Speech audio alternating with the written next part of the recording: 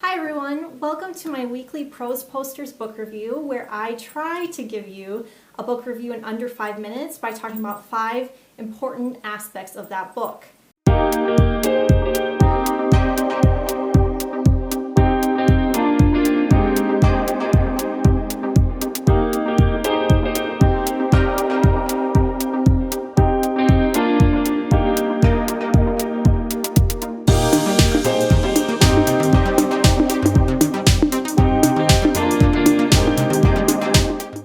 So today I'm going to be talking about a book that is very special to me. I received a copy as a gift for Christmas when I was a young teenager, and I remember reading it, just kind of devouring it and being a little bit traumatized, but also incredibly intrigued by it.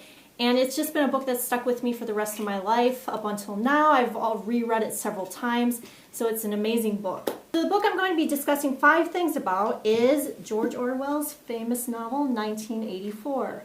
I actually own 2 copies of 1984, so Folio Society makes these amazing books and you can check them out. I'll leave the link down below in the bio. But what I love about this version is that it has some really lovely illustrations inside. So it makes reading it a whole new experience, and I just, loved reading it from this book.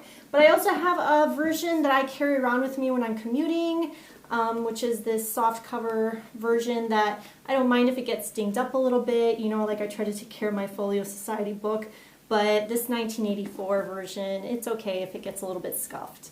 So I'm going to give you a quick rundown of what 1984 is all about. So just beware if you haven't read it that there might be a few spoilers up ahead. So anyway, 1984 is set in a dystopian future, basically the year 1984, where there's this despotic dictator who's called Big Brother, and it's set in this futuristic Great Britain. So it's a very interesting future, a very bleak future. The main character is named Winston. We kind of follow his life, like the things he has to go through in his day-to-day life, going to the canteen to get food, the types of people he talks to, and we're introduced to a world where you're basically not allowed to have any independent thought, and you have to be very, very careful what you say. So people will get disappeared away for the smallest reason. You can never criticize the government, you can't criticize Big Brother, you can't behave in a way that might seem unseemly to Big Brother. So it's a very controlled environment that we're introduced to, and that's what makes it really interesting. So that brings us to point number 1. 1984 was actually written in 1949, about 35 years before the title of the book. You have to understand the time frame in which it was written. So Great Britain had just gotten out of World War II. World War II had ended probably only about, I think, 4 years before that in 1945. So George Orwell had lived through this horrible war, had witnessed what it had done to his country, what it had done to a lot of Europe, how it had affected a lot of countries around the world. So he's writing from a perspective of what happens when a totalitarian regime takes over the world. And George Orwell didn't believe that democratic Britain could survive World War II, which is a really interesting thing to think about. And he actually feared that totalitarianism would take over Great Britain, and that was the future he would have to live in. Number 2, Orwell actually wrote pretty extensively about socialism, and he was for socialism, but against totalitarianism. And what makes this interesting is that in 1984, we are introduced to a sort of socialist / communist type of government in which people are given rations of food, people share everything, nobody has more than anyone else. It's a very equal society in a way, a very dysfunctional equal society, but we'll get to that later. The thing about George Orwell was that he was actually pro-socialism, but he believed that socialism only worked in theory. But once you put it into practice, it was impossible for it to achieve what it would set out to achieve. So the reason for this was that he believed that people in power were too greedy for socialism to actually ever have any success.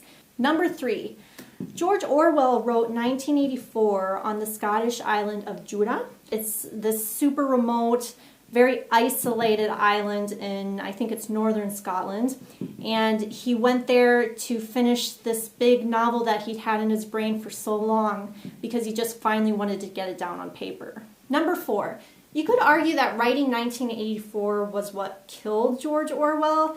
which is very grim to think. But what happened was, back when he went to Jura to write this novel, Jura was extremely isolated, so it was kind of like going on this expedition to this extremely isolated part of the world, and his health wasn't always that great.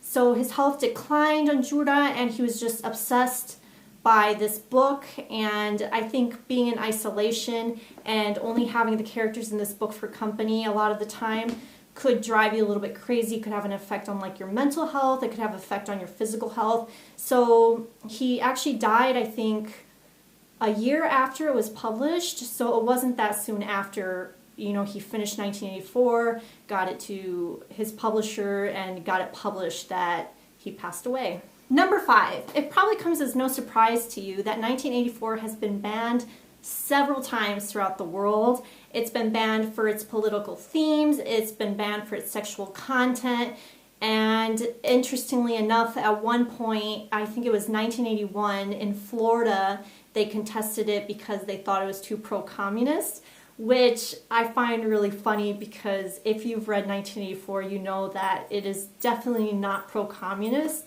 If anything, it is a remark and a warning on what happens when dictatorships, and specifically like communist dictatorships, become too powerful and take over. Alright, so that's 5 things about 1984. I hope you liked this video, and if you liked it, please do subscribe. If you have any questions, or if you want to discuss 1984 further, leave me a comment down below. I'd love to answer your questions. I'd love to open up a discussion with you, and I'll see you next week for our next book review.